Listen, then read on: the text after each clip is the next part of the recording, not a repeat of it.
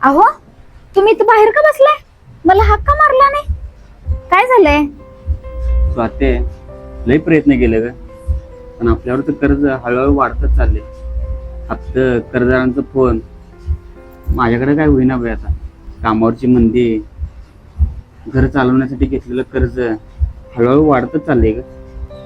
अहो, एवढं मनाला लावून काय घ्यालाय? आपण दोघ जण मिळून काहीतरी मार्ग काढूया की. मार्ग?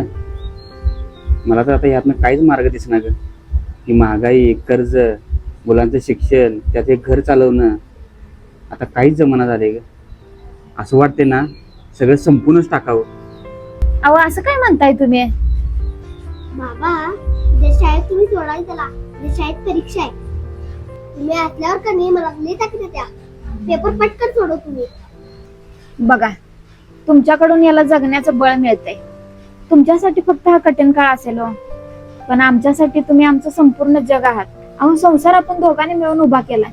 सुखात एकत्र होतो, मग दुःखात काय एकटं सोडून चाललायसा?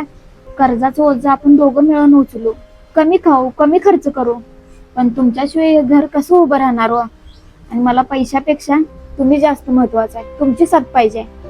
बाबा, पैसे नसले तर चालतील, पण तुम्ही आमच्या सोबत पाहिजे. अहो, आपण हळूहळू कर्ज फेडूया, कमी खाऊया, जास्त मेहनत करूया. मी उद्यापासून मला कुठं काम मिळते काय बघते. अहो, मी शेतात काम करेन, 4 घरची धुणं भांडी करेन, पण तुमच्याशिवाय जगणं आम्हाला जमणार नाही हो. स्वाते, मला वाटत होतं आजपर्यंत की मी या कर्जासंग एकटाच लढतोय. नाही हो, हा लढा आपल्या सगळ्यांचा आहे. माझा, तुमचा, आपल्या मुलांचा.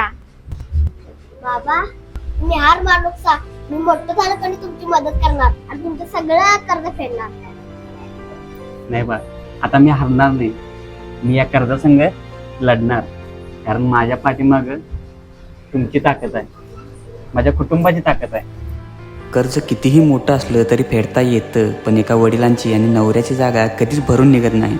पण कुटुंबाने त्याच्या मागे भक्कमपणे उभं राहावं, तीच खरी त्याची ताकद असते.